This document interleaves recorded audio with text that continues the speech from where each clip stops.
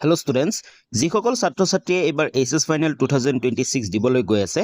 মেক্সিমামে মোক কমেন্ট কৰি থাকে যে এইবাৰ এইচএছ ফাইনেল 2026ত অসমীয়াত কি ৰচনা আহিব পাৰে কাৰণ ৰচনাটো অতি গুৰুত্বপূৰ্ণ তাত 10 নম্বৰ থাকে এইচএছত আৰু এই ৰচনাটো তোমালোকে স্কিপ কৰিব নোৱাৰা মানে তোমালোকে লিখিবই লাগিব তো আজিৰ এই ভিডিঅ'টোত আমি গোটেইখিনি আলোচনা কৰিম এইচএছ ফাইনেলতনো কি ৰচনা বাৰে বাৰে ৰিপিট হৈ থাকে আৰু এই বছৰ হৈ যোৱা বিভিন্ন জিলাৰ প্ৰি ফাইনেল ডিস্ট্ৰিক্টত কি ৰচনা আহিছিল গোটেইখিনি আলোচনা কৰিম যিকেইখন চাই গ'লে তোমালোকৰ কমন পৰিব তাৰ আগতে তোমালোকে জানিব লাগিব যে এইচএছ ফাইনেলত ৰচনা আহেনো কেইখন আৰু কেনেকুৱা থাকে যদি আমি 2025 বৰ্ষত হৈ যোৱা এইচএছ ফাইনেলৰ অসমীয়াৰ কুৱেশ্যন পেপাৰখন চাওঁ তাত আমি দেখা পাম যে ৰচনাসমূহ কেনেকুৱা আহিছিল আৰু কেইটা আহিছিল তোমালোকে চাব পাৰা এইচএছ 2025ত তোমালোকৰ ৰচনাৰ পৰা আহিছিল 10 নম্বৰ আৰু তোমালোকে চাব পাৰা পাঁচটা তোমালোকৰ অপচন দিয়া আছিল তো তোমালোকৰ এইচএছ ফাইনেলত এনেকৈ পাঁচটা মান অপচন দিয়া থাকিব আৰু পাঁচটা তোমালোকে যিকোনো এটাহে ৰচনা লিখিব লাগে তো তোমালোকে ম্যাক্সিমাম কিন্তু বাৰে বাৰে ৰিপিট হৈ থকা ৰচনাবোৰে ৰিপিট হৈ থাকে এইচএছ ফাইনেলত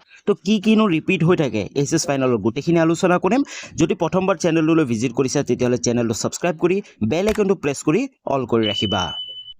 প্ৰথম ৰচনাখন হৈছে তোমাৰ প্ৰিয় সাহিত্যিক তোমালোকে সকলোৱে গম পোৱা এই ৰচনাখন কিন্তু এইচএছ ফাইনেলত বহুবাৰ ৰিপিট হৈছে মই চনগীতাও মেনশ্যন কৰি দিছো তোমালোকে চাব পাৰা 2000 চন 2002 2008 11 13 15 17 আৰু 23 এই ৰচনাখন কিন্তু বাৰে বাৰে আহি থাকে তো এই ৰচনাখন তোমালোকে এবাৰ হলেও তোমালোকে চাই যাবা 2 নম্বৰ কমন ৰচনাটো হৈছে মানৱ সমাজলৈ বিজ্ঞানৰ অৱদান নাইবা এই ৰচনাটো এনেকৈ আহে দৈনন্দিন জীৱনত বিজ্ঞানৰ প্ৰভাৱ নাইবা বিজ্ঞান আৰু মানৱ সভ্যতা তো যেনেকৈ নহওক লিখিব সেমে লাগে এই ৰচনাখনো কিন্তু বহুবাৰ ৰিপিট হৈ থাকে তোমালোকে চোৱা এইচএছ 1999ত হৈছিল 2001 তাৰপিছত 4ত তাৰপিছত 7 9 12 14 আৰু 24ত হৈছিল নেক্সট কমন ৰচনাবোৰ হৈছে 3 নম্বৰত আছে অসমৰ বানপানী সমস্যা এই ৰচনাটো কিন্তু বহুবাৰ ৰিপিট হয় কেৱল হাই সেকেন্ডাৰীতে নহয় মেট্ৰিকতো কিন্তু এই ৰচনাটো বহুবাৰ ৰিপিট হয় তোমালোকে চাব পাৰা 2001 5 10 আৰু 17 চনত ৰিপিট হৈছে তাৰপিছত 4 নম্বৰ ৰচনাটো হৈছে তোমাৰ প্ৰিয় গ্ৰন্থ আৰু এই তোমাৰ প্ৰিয় গ্ৰন্থটো তোমালোকে চাব পাৰা 2025 মানে যোৱা বছৰো আহি গৈছে অলপ আগত যেতিয়া মই 2025ৰ প্ৰশ্ন কাকতখন দেখাইছিলো তাতো আছিল কিন্তু তোমালোকে তোমাৰ প্ৰিয় গ্ৰন্থ এই ৰচনাটো চাব নালাগে কাৰণ যেহেতু অলৰেডি 2025ত আহি গৈছে তো এই বছৰ তোমালোকৰ অহা চান্স নাই কিন্তু 5 নম্বৰটো চোৱা পৰিৱেশ প্ৰদূষণ আৰু ইয়াৰ নিয়ন্ত্ৰণ এই ৰচনাটো কিন্তু কমন এই বছৰ অহাৰ বহুখিনি সম্ভাৱনা আছে কাৰণ পৰিৱেশৰ ওপৰত কিন্তু বহুখিনি আমি চৰ্চা শুনিবলৈ পাই আছো তো পৰিৱেশ প্ৰদূষণ আৰু ইয়াৰ নিয়ন্ত্ৰণ বা কেনেকৈ নিয়ন্ত্ৰণ কৰিবা পৰিৱেশ প্ৰদূষণসমূহ তাৰ ওপৰত কিন্তু ৰচনা অহা একেবাৰে ইম্পৰ্টেন্ট তাৰ পিছত 6 নম্বৰত আছে দূৰদৰ্শনটো তোমালোকে দেখাই পাইছা বা বহুবাৰ তোমালোকে ৰচনাটো লিখিছাও তো এইটো এটা বহুত ইম্পৰ্টেন্ট ৰচনা তোমালোকে হয় যদি বহুতে টান পায় এই ৰচনাটো কিন্তু হলেও বৰ্তমান সময়ত কিন্তু দূৰদৰ্শন ইয়াৰ ওপৰত ৰচনা অহাৰ সম্ভাৱনা বেছি আছে তো তোমালোকে এবাৰ হলেও এই দূৰদৰ্শন ৰচনাখন কিন্তু চাই যাবা নেক্সট কমন ৰচনাবোৰ হৈছে 7 নম্বৰ তোমালোকে চাব পাৰা অসমৰ প্ৰাকৃতিক সৌন্দৰ্য নাইবা অসমৰ প্ৰাকৃতিক সম্পদ ইয়াৰ ওপৰতো কিন্তু ৰচনা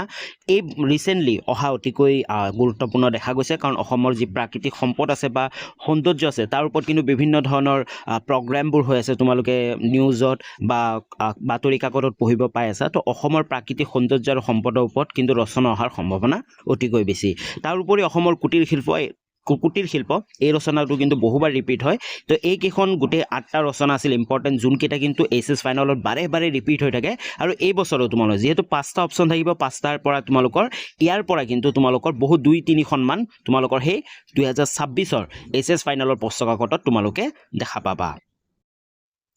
এই 8খনৰ উপৰিও কিন্তু আৰু এটা ইম্পৰ্টেন্ট কমন ৰচনা আছে সেইটো হৈছে তোমাৰ প্ৰিয় সংগীত শিল্পী জুবিন গাৰ্গ হয় জুবিন গাৰ্গৰ কথা আমি ক'ব নালাগে কিন্তু অতিকৈ ইম্পৰ্টেন্ট তোমালোকৰ জুবিন গাৰ্গৰ বিষয়ে চাই যোৱা কাৰণ হয়তো তোমালোকৰ ৰচনাখন এনেকে দিব পাৰে তোমাৰ প্ৰিয় সংগীত শিল্পী কিন্তু জুবিন গাৰ্গ মেনশ্যন নকৰিব পাৰে কিন্তু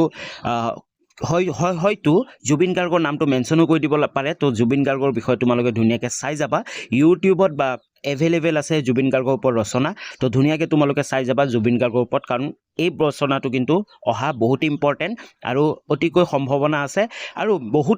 বহুকেইটা ডিস্ট্ৰিক্টত যি প্ৰি ফাইনেল এক্সাম হৈ গৈছিল সেই প্ৰি ফাইনেল এক্সামতো কিন্তু জুবিন গাৰ্গৰ ওপৰত ৰচনা লিখিবলৈ আহিছিল তো তোমালোকৰ কাৰণে ভেৰি ইম্পৰ্টেন্ট তো এই গোটেইকেইটাই আছিল তোমালোকৰ মোষ্ট ইম্পৰ্টেন্ট কমন ক'ব পাৰা তোমালোকৰ ৰচনা এইচএছ ফাইনেল 2026ৰ কাৰণে যদি তোমালোকে ভিডিঅ'টো ভাল পালা তেতিয়াহ'লে এটা লাইক কৰি দিবা কমেন্ট কৰি জনাবা আৰু আমাৰ আমাৰ চেনেলটো সাবস্ক্ৰাইব কৰি ল'বা আৰু আমাৰ চেনেলটো ভিজিট কৰিবা তোমালোকৰ এইচএছ ফাইনেল 2026 ৰ কাৰণে বিভিন্ন সাবজেক্টৰ common question answer most important question answer all Assam pre final question আনসাৰবোৰ গোটেইখিনি তোমালোকে পাই যাবা অতি সহজতে বুজিবলৈ পাৰিবা তো ধুনীয়াকৈ তোমালোকে আমাৰ এই চেনেলটো